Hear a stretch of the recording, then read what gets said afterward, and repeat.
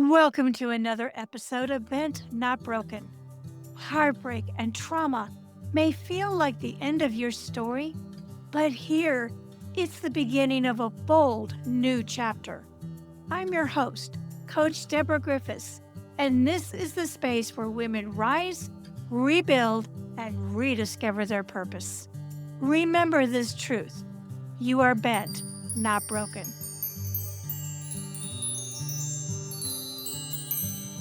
Trigger warning. This episode discusses topics such as emotional abuse, narcissistic relationships, trauma, and recovery. These conversations may be difficult or triggering for some listeners. Please take care of your emotional well-being. Pause or step away if needed. Today's guest is Mia J. Hanks, an award-winning author and survivor of narcissistic abuse.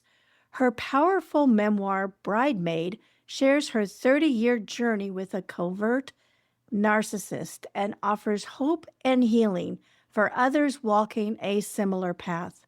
Mia is passionate about raising awareness and reminding survivors that they are never alone. Welcome, Mia. Thank you for having me.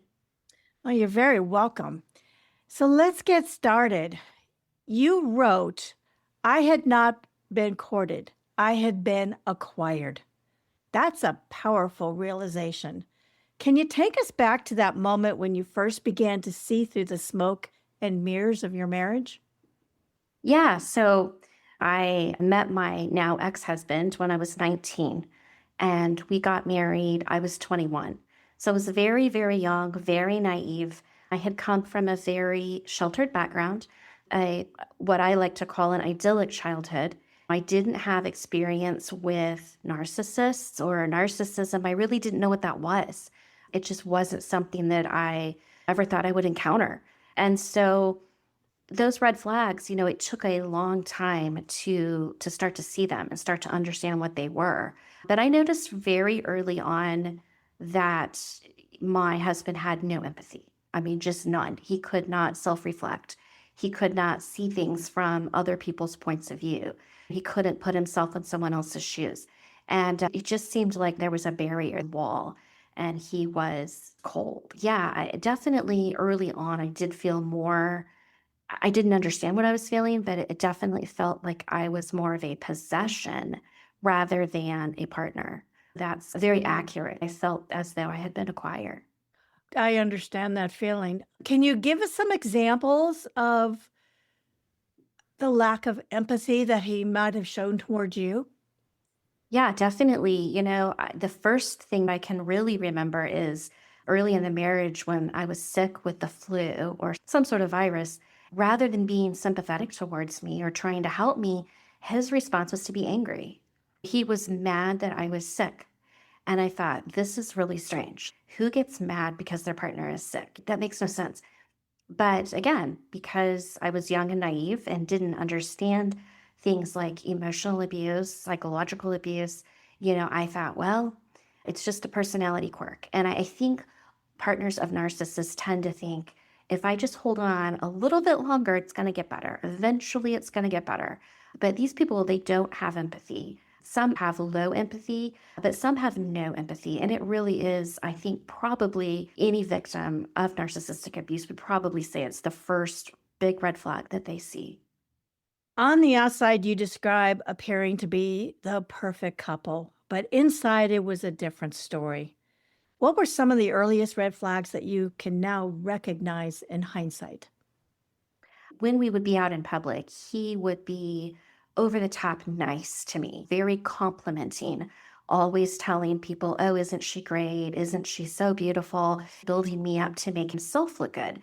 And he's looking like the perfect partner, right? Everybody thinks he is the perfect husband. But then behind closed doors, it was completely different. And instead of being complimentary like he was when people were around, he constantly would degrade me. You're not smart. You are not smart enough to handle things. You mess everything up. You don't know anything. And constantly trying to break down my confidence. So it was like this push and pull. It was really strange when we would be out with people. he couldn't be nicer. And then behind closed doors, he couldn't be meaner. It really does mess with you psychologically when you constantly have this back and forth and you're not sure. In the early days, I wasn't sure what to believe. And then as time went on, it became evident that his true feelings were behind closed doors. And out in public, it was just a mask. So, to family and friends, he appeared to be the perfect husband. And, obviously behind closed doors is a different story. When did you ever open up to family and friends that you thought that there were issues? And if so, what was their reaction? Were they surprised because of the charming personality that he showed to others? I never did open up to anyone. The exception is my parents, who were with us a lot. They actually witnessed all of this. They knew what was going on behind closed doors. They were the only ones. To everyone else, I was very much ingrained early in our marriage to protect his ego, to protect his image. He's wearing this false mask out in public, and really, I'm coming along beside him, helping him keep up this false image of himself. I'm out there saying, yeah, he's so great. Why was I doing that? Because I thought it was my job. And I think there's this embarrassment factor that we don't want people to think we're struggling. I wanted people to think I had it all together. In my mind, it was just the lesser of two evils to perpetrate this lie and say, yeah, it's great. He's great. We have the perfect marriage. We're the perfect couple. And that's what I did for a long, long time. There's a lot of shame that victims of narcissists, I think, feel until they cut that cord and start beginning that healing process. Yeah, definitely. That was one of the reasons why I found it so difficult to leave because there is shame. I now have to go and tell everybody that, yeah, I left and our marriage wasn't perfect and it didn't work, and I stayed for nearly 3 decades. And you worry, who's going to believe me? Because Mm. I've been saying how great this guy is all these years. And now to have to flip the script and say, well, actually, that was a coping mechanism. And now let me tell you the truth. It's hard. You wrote, ours was not an equal partnership. I owed him and he owned me. How did this dynamic shape your sense of identity over the years, and what helped you begin to reclaim it? He really did feel ownership and he really did feel like I owed him. He was the breadwinner. He was making this fantastic salary and providing this wonderfully comfortable life for us. He thought that he deserved all the accolades. Anything that I did was downplayed, overshadowed. It was just not important. Everything he did was of the utmost importance. He was so wonderful. And so he really felt like, really from a financial standpoint, that I did owe him. Look at me. I'm providing this great life for you and this beautiful house and a maid and a nice car. You have all these things you owe me. And that's really the dynamic that we had throughout the whole marriage. He really was better than me, or so he felt. And he's on a pedestal and I have to praise him at every turn. So definitely that was our dynamic. For listeners who may not understand the term, can you explain what living with a covert narcissist looks and feels like on a day to day basis? It's much of what we said about how out in public they're so nice and so charming. To the general public, the covert narcissist will appear as anything but a narcissist, trying to get people to believe that, actually this person is a narcissist. Nobody wants to believe that because they see this generous, kind, very caring, empathetic person, funny, all around good guy. But behind closed doors, they're a monster. That's what makes the covert narcissist so dangerous because it is hard for the victim to ever get anybody to believe them when all everybody sees is this charming guy. Understood. After nearly 30 years, what was the turning point that gave you the strength or maybe even the clarity to finally leave? It was a number of things, but one of the big things was my physical health. It had been rapidly declining the last few years of our marriage. I was living in this state of fight or flight all the time. And that stress is not good. Stress can really cause problems for your physical body. I didn't realize how much stress really could hurt you. I was suffering from chronic pain, headaches, stomach aches, very regular panic attacks. And all of these things because I was living in that fight or flight, walking on those eggshells all the time. So that was the big reason I realized it was not sustainable for me to continue to live like this. Just narcissism, most people don't know that it actually gets worse with age. It does not get better. Every passing year was a little bit worse than the last, and his level of control escalated into something that was becoming terrifying to me. And so I just felt like to save myself, I was going to have to make an exit. Had you spoken with any doctors or gone to any therapy to talk about these symptoms and what was going on with you?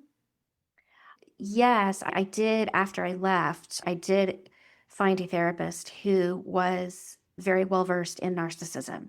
And that was a huge help. I think I was looking for permission. Of course, I had permission from my family, right? They wanted me out, but I needed somebody else to tell me it's okay to leave. This is not good and you need to leave. Toward the end of our marriage, my husband and I were in marriage counseling. Interestingly enough, it was his idea. He loves therapy. And this was in his mind a way to manipulate and get what he wanted. You know, he could go and tell the therapist all these things that were wrong with me. And he thought he would manipulate the therapist. Fortunately, we were seeing a marriage therapist who saw the red flags and kicked him out of therapy after about maybe 7, 8, or 9 sessions, said, I can't help you anymore. But that therapist ended up being someone I met with later on. She told me, you know, that this isn't good, this is toxic. And if you want out, you really need to go. That was the nudge I needed to finally say, okay, it's okay for me to leave. I'm a very big proponent of therapy. I think that there's some really good things that can come from that. How did the process of writing Bride-maid help you make sense of the experiences and find your voice again? It was interesting. I found it very healing, which I didn't expect. There's something about being able to put these stories and these things down on paper, document these things. In that, it's freeing because I felt like I could let these stories go. I didn't have to hold on to these things that had happened to me. Now it's documented and I could be free of it. So it was very therapeutic and it was a surprise. I really wasn't expecting it to be that way. I really hope that even though I got a benefit from it, being that it freed me, I'm hoping that it will help other people find that validation that they need. The other interesting thing was I had lived with this narcissist for nearly 3 decades, and our crazy life became my normal. The things that I was dealing with day to day, that's all I knew. That's what was normal to me.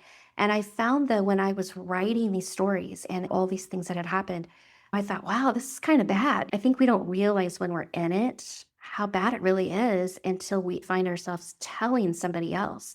And then you hear these words come out and you think, I can't believe I lived like that. What was I thinking? It was an interesting process writing this book. Your book has resonated deeply with survivors of narcissistic abuse. What message do you hope most readers take away from the story? I hope people will see that narcissists are not likely to change and you have a life. There's a way to get out, even though you feel stuck. There are resources out there, and you don't need to stay in a toxic relationship, especially one that is psychologically harmful. You absolutely can get out. There's a way out, there's resources, there's people that can help you. And I just hope people can feel validated in their decision to leave a toxic partner. What were some of the first steps you took to rebuild your life after leaving? And what advice would you offer to someone who's just beginning that journey? I think the first step for me was it was therapy. And again, finding the right therapist who had some knowledge about narcissism was very helpful. Forming a support group, a small group of people to talk to is really, I think, as important as therapy. And I think a lot of people think we need this big group. Just a few people really is all you need. It's not about numbers, it's more quality over quantity. But finding that group that you can talk to, finding people that will stand by you and support you, and really just giving yourself time. You're not going to heal overnight. You may never heal fully. This type of abuse changes people, but really be patient with yourself and practice self-care. Get rest when you need it. Take care of yourself. Listen to your body. These are things I did not do while I was married. So it was a lot to take on. The freedom, the overwhelming freedom was exciting and kind of scary at the same time. So that was something that was interesting to me. But yeah, definitely you need to set some plans in place to start taking care of yourself. That's the biggest thing. Bride-maid earned the Gold Literary Titan Book Award. That's an incredible honor. What did that recognition mean to you personally and professionally? I was surprised. I was very honored to get an award. It makes me feel this book can help people. I felt a little more confident.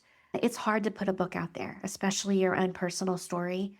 You don't know how it's going to be received. I was really honored that it was received well. It makes me want to get it to more people, especially those who really need to hear this message. Agree. For those who are still caught in toxic relationships who might feel trapped or hopeless, what words of encouragement would you like to leave them with today? The biggest thing I would like to tell people is you're not stuck. You can feel stuck and it feels daunting. Leave, especially if you've been in this relationship for a long time. But it's never too late to get out. You can do it. And really, there is such a better life on the other side of abuse. And if someone wants to purchase your book, what's the best way for them to do so? The easiest way is on Amazon. It's available in ebook format and paperback. And also my website, miajhanks.com, there is a link to the Amazon page to purchase. Purchase and leave me a review. Excellent. Thank you, Mia, for taking the time to share your powerful story. We really appreciate it. Thank you so much for letting me come on today. Thank you for listening to today's episode of Bent, Not Broken. I hope that this episode reminded you that even through life's toughest moments, you are bent, not broken. If this message inspired you, please share, rate, review, and subscribe, as it helps us reach more women who are ready to rise and rebuild. And until next time, keep living bold and walking in your purpose.